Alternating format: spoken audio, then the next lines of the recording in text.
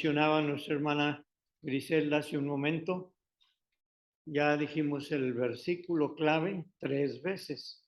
Espero que con las 3 veces ya haya hecho eco en nuestro oído y sobre todo que lo hayamos digerido pues en nuestra mente y en nuestro corazón. Y lo vamos a meditar en esta hora para asegurarnos que estamos bien entendidos de estas promesas que Dios hace a nosotros y que Dios es fiel y a través de los años hemos visto su mano de misericordia en ello.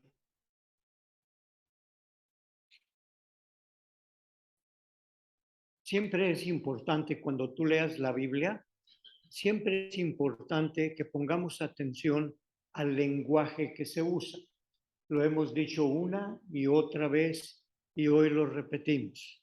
Particularmente cuando tú abres la Biblia en los libros poéticos o aún en los profetas. Hay un lenguaje diferente al lenguaje común que se usa en la Biblia, que se llama lenguaje figurado. El libro de los Salmos mayormente contiene ese tipo de lenguaje. ¿Qué quiere decir lenguaje figurado? Bueno, que para poder entender su mensaje tenemos que aprender en qué manera está usando el salmista ciertas palabras. Tenemos también que aprender un poco en qué tiempo fueron dichas estas palabras, cómo se usaban dichos fragmentos, dichas frases en la cultura judía del Antiguo Testamento o en los tiempos del Nuevo Testamento. Siempre es importante hacer esto.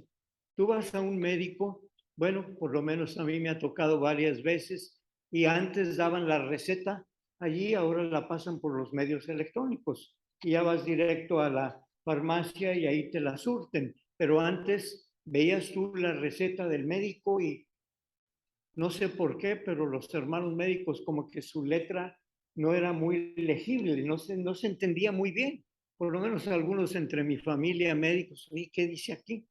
Y vas con alguien que entendía el lenguaje del médico, que eran los farmacéuticos, y entonces ya te recetaban y tú recibías pues la medicina. Lo mismo con la Biblia, que contiene un lenguaje literal, pero también contiene un lenguaje figurado.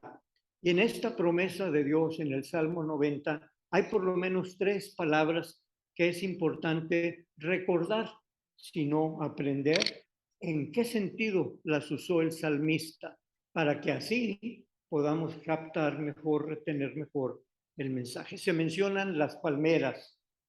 Bueno, tú y yo sabemos que entre los árboles que se daban en Palestina, y aún se dan, pero no igual que en los tiempos bíblicos, la palmera sigue siendo un árbol frondoso, alto, vigoroso, dura muchos años.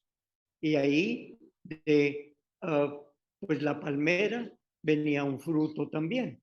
Entonces el salmista, para hablar de las bendiciones que Dios da, que duran no solamente en la niñez y en la juventud y en la temprana madurez, pero que duran también a través de los años.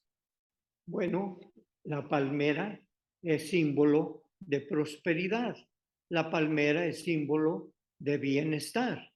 Entonces, cuando dice el justo florecerá como la palmera, lo que nos está recordando es que la promesa de Dios es que nos habrá de proveer en medio de nuestras necesidades o a pesar de situaciones de salud u otras situaciones que podamos tener.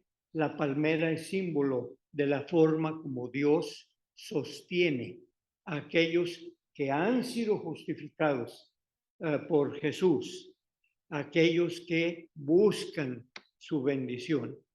La palmera, pues, era símbolo de bendición para aquellas generaciones primeras y en sentido figurado lo sigue siendo para nosotros. También se habla del cedro, un árbol que tú y yo conocemos, un árbol que crece frondoso, y la característica es que los cedros forman una recta en vertical desde que nacen y son árboles centenarios.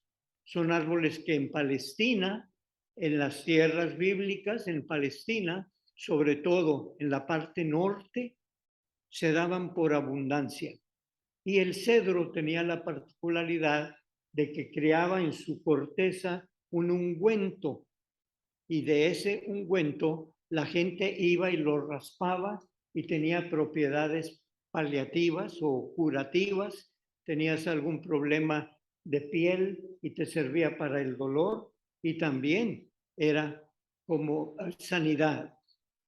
También del cedro, de este ungüento, la gente hacía perfumes, y entonces querías que tu casa pues tuviera un bonito aroma, pues si podías comprabas ahí cerca de tu casa, o iban a estas regiones y sacaban todo este material que venía del cedro. Entonces, cuando el salmista dice, el justo florecerá como la palma, va a crecer y fructificar como el cedro en el Líbano. La palabra Líbano se refiere a una región geográfica al norte de Palestina. Hoy es un país árabe. Bueno, en aquellos tiempos, al decir Líbano, se refería pues a toda esta cordillera de montañas que tenía árboles frutales, que tenía árboles de toda índole. El salmista dice, Señor, lo que yo recibo de ti en bendición es similar a una palmera, al fruto que da. Es similar a un cedro en el Líbano. Y te doy gracias por ello. Y dice, pero esas personas, como lo compartiremos en un momento en más detalle, deben de estar plantados en la casa de Dios. En los atrios de la casa de Dios florecerán. Y dices tú, ¿qué es un atrio? Bueno, es bueno entender el lenguaje, y en el tiempo antiguo, el templo de Jerusalén, el templo de Salomón, el templo posterior en el Nuevo Testamento, el llamado templo de Herodes. Al decir atrios, quería decir, hermanos, diferentes niveles, diferentes cuartos, pues. Los templos antiguos, y el de los judíos no era la excepción, eran en forma piramidal. Era una pirámide, y en la parte de amero abajo, en el primer piso, le llamaban atrio. En el primer atrio, ahí iban todas las personas que sin ser judíos se habían convertido al Dios verdadero, y entonces tenían este espacio dentro del templo para adorar a Dios. Era el primer atrio. Después, por medio de una escalera, iban al segundo nivel, y ahí estaba el atrio de las damas, de las mujeres. Allí, después de subir por la escalinata, iban todas las mujeres y ahí hacían sus oraciones, ahí presentaban sus alabanzas. Estamos hablando del segundo atrio. Después seguía el tercer atrio, un poco más elevado. Allí era un lugar exclusivo para los varones judíos. ¿A qué se reunían allí? Lo mismo, a orar, a recitar salmos, a cantar alabanzas, a tener convivencia. El cuarto atrio era exclusivo para los sacerdotes. Allí es donde ellos estaban, y donde estaban todas las cosas que necesitaban para sus sacrificios. A ese lugar solamente los sacerdotes podían entrar y llegar. Y el quinto nivel, el más elevado, llamado lugar santísimo, la parte de arriba de la pirámide, allí había un lugar en donde solamente el sumo sacerdote, una vez por año, podía entrar. Allí estaban símbolos de mucha importancia para los judíos. Allí estaba la vara de Aarón, allí había una canastilla con maná, todas estas cosas que les recordaban su historia y la manera como Dios había provisto de generación en generación. Allí en la parte de mero arriba, allí es donde Dios estaba presente, en el tabernáculo. Era como un mueble similar al que tenemos aquí, pero cerrado, y dentro de él estaban la ley de Moisés y otras cosas que reflejaban pues la presencia de Dios entre la gente. ¿Por qué decir esto? Porque el Salmo 92 dice, el justo florecerá como la palmera, crecerá como cedro en el Líbano, plantados en la casa de Jehová, en los atrios de nuestro Dios. ¿Cuál era el énfasis y cuál sigue siendo el énfasis de este salmo para ti, para mí? Que la bendición en este salmo está en el templo, en la casa de Jehová. Y vamos ahora a platicar un poquito del significado que tiene la frase plantados en la casa de Jehová.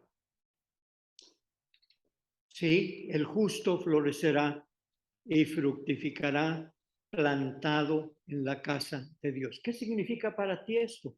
Plantado en la casa de Dios. Quiere decir que aquí tienes tus raíces, que aquí tú procuras venir con el propósito de convivir con Dios y con los hermanos. En estas semanas hemos andado plantando algunas matas ahí en la parte externa del templo, arreglando áreas verdes, estamos plantando. Quiere decir que esas matas, mientras las cuidemos, van a estar permanentes formando parte del templo. Bueno, esto de plantados en la casa de Jehová quiere decir procurar en la medida de cada uno venir al templo. Yo uno las dos partes. Si estás plantado en la casa de Jehová, vas a florecer como la palmera. Vas a fructificar como el cedro en el Líbano. Esto haciendo eco porque día con día, pues es menos la asistencia a nuestros templos y ocupamos nuestro tiempo en otra forma. ¿Quieres recibir la bendición de Dios en este salmo? Recuerda que si te haces el propósito de ser plantado en la casa de Jehová, de lo que Dios nos provee en su palabra, de ahí va a dar fruto tu vida. Ahí vas a florecer como la palmera. Ahí vas a fructificar como el cedro en el Líbano. Qué bonito es poder comprender el lenguaje bíblico y si crees tú en este lenguaje, eso te va a motivar a tu voluntad para que procures en lo posible venir a la casa de Dios, compartir con los demás y que tú tengas una fe no egocéntrica, que las cosas no giren alrededor de tu persona, pero que tu fe sea teocéntrica, quiere decir Dios, centrada en Dios, o cristocéntrica. Y eso es lo que una iglesia como la nuestra ha predicado por muchas generaciones y seguirá predicando. Nuestra fe es en Jesús, es cristocéntrica. Y el venir al templo para alabar a Dios en los atrios. ¿Qué es atrios para nosotros? Aquí está un atrio, allí está otro atrio, otro está en los anexos del templo. Claro, en el uso diverso que nosotros hacemos de ello. Antes, el cuarto y el quinto atrio estaban totalmente separados por una cortina. Hagan de cuenta que si la tuviéramos hoy, aquí habría una cortina y estaríamos todos sentados de aquel lado en el lugar santo. O en aquellos tiempos no sería, serían otros niveles, pero los sacerdotes y acá sería dedicado para la presencia exclusiva de Dios. Este lenguaje que tiene su contexto en el Antiguo Testamento, repito, nos sirve el poder entenderlo para comprender esta frase. El justo. Y al decir el justo, mis hermanos, estamos hablando de hombres y mujeres por igual. La persona justificada. No estamos hablando exclusivamente de los varones, porque para empezar, la justificación no viene del varón, viene de Dios a través de Jesucristo. Y para nosotros como iglesia cristiana, como lo expresa el apóstol Pablo, el que es justificado es por la fe en Jesucristo. Así es que, dama, varón, niño, joven, nacionalidad que tengas, lenguaje que tengas, tú estás incluido en la promesa. Y Dios te está recordando en este salmo que tiene planes para ti. Florecer, fructificar, si tienes tu asiento en la casa de Dios. Plantados en la casa de Dios, fructificarán. Para mí esto quiere decir que Dios cumple con lo que promete. Dios cumple con lo que promete. Para empezar, no es solo para jóvenes o para adultos jóvenes, aún en la vejez fructificarán. Y es parte del énfasis que queremos hacer en esta mañana. La vejez no es una incapacidad.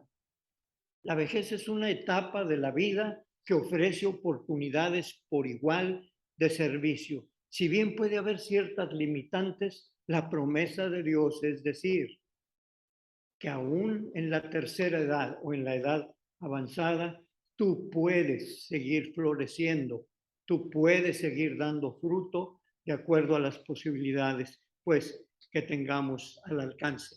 Dios cumple lo que promete. Piensa en Abraham, piensa en Sara. ¿Cuándo es que tuvieron familia?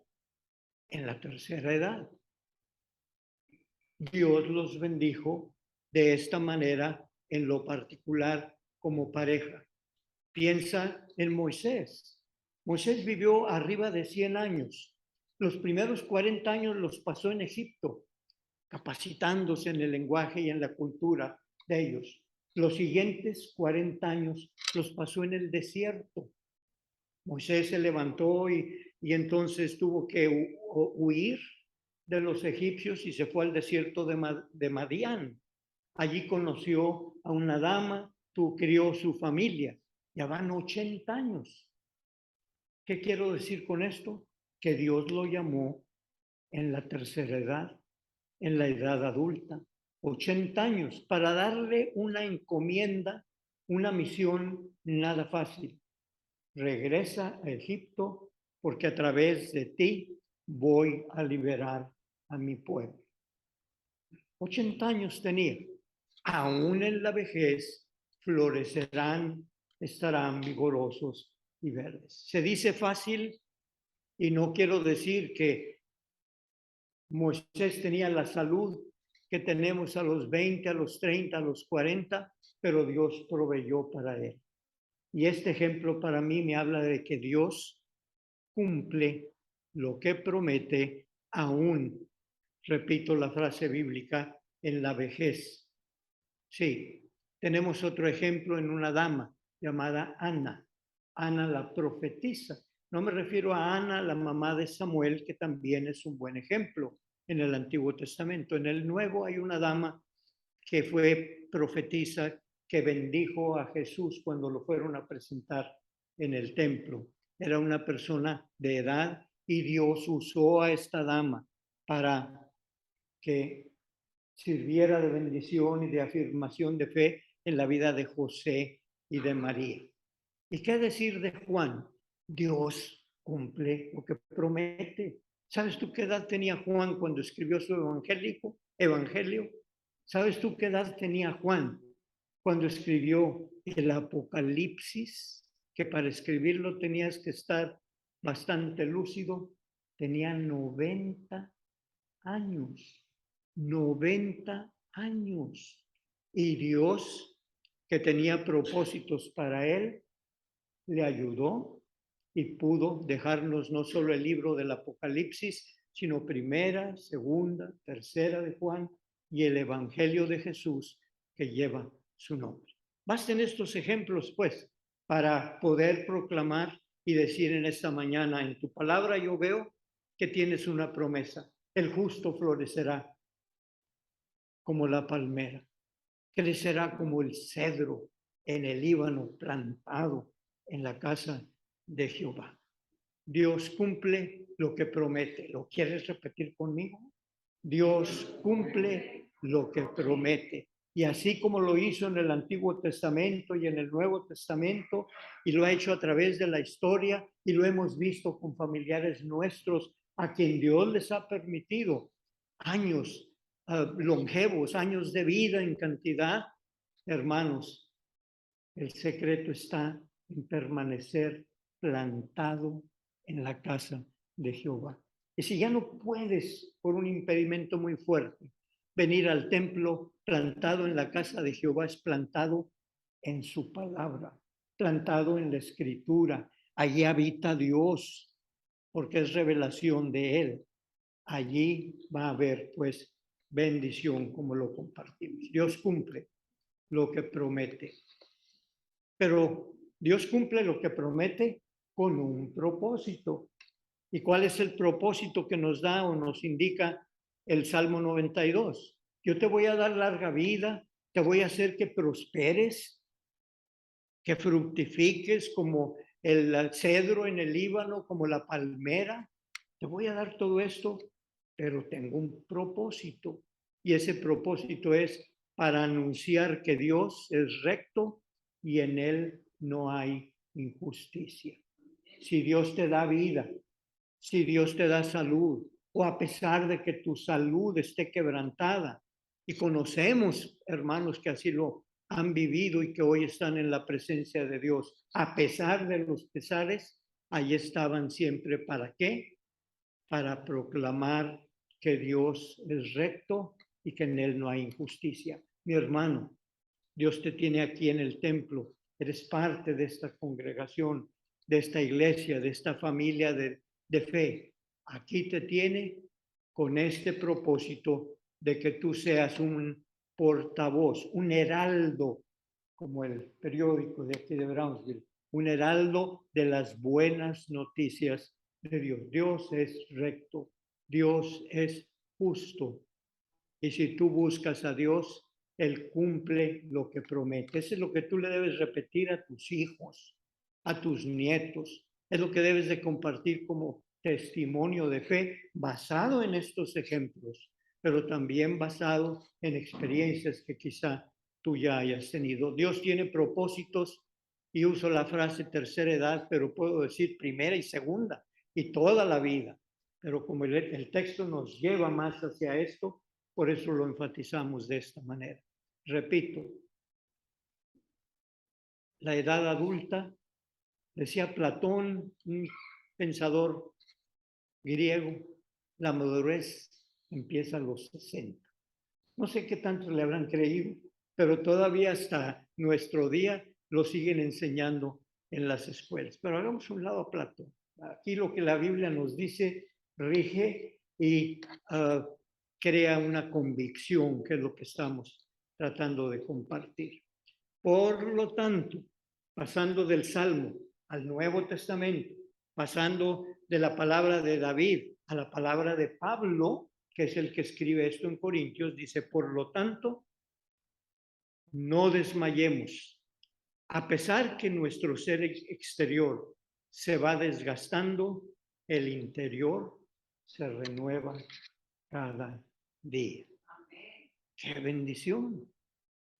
No es desconocer que pues las enfermedades y los problemas que vienen y el mundo como se rige, ya llegas a cierta edad y cada vez más hay desocupación porque ya apenas tienes 40 años y ya no te quieren en el trabajo, quieren pura juventud. Bueno, ese es el mundo, pero en el mundo de Dios, en lo que Dios provee para ti, está la promesa de que aunque nuestro ser exterior se va desgastando físicamente, nuestro ser interior se va renovando. ¿Qué quiere decir la palabra renovar?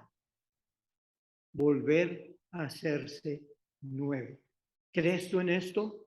Si tú lo crees, mi hermano, repítelo conmigo. Díganlo, ahí está. Por lo tanto, no desmayamos, a pesar que nuestro ser exterior se vaya desgastando, el interior se renueva cada día.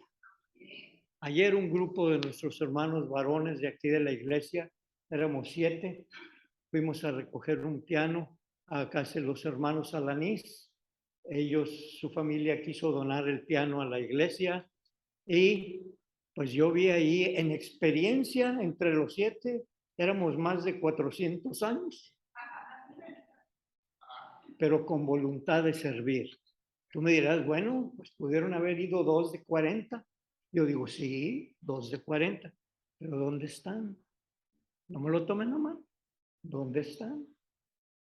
Yo le doy gracias a Dios porque en esta sociedad de la cual formamos parte, y lo propio digo de las damas, que me atrevo a decir con mucha fidelidad, también atendiendo situaciones de la vida de la iglesia.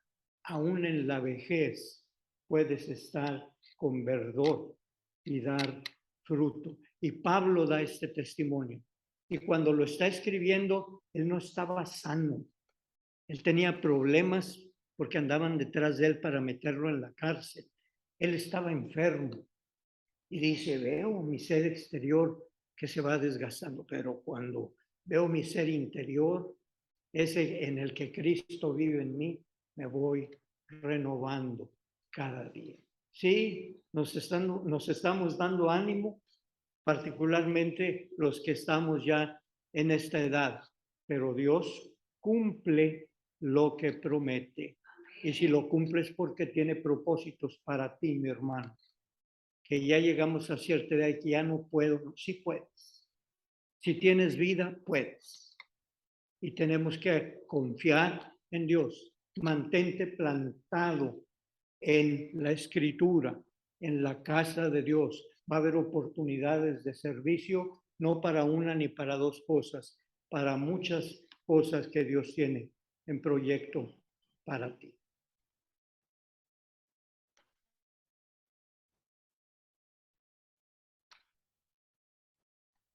Voy a hacer un espacio, se congeló.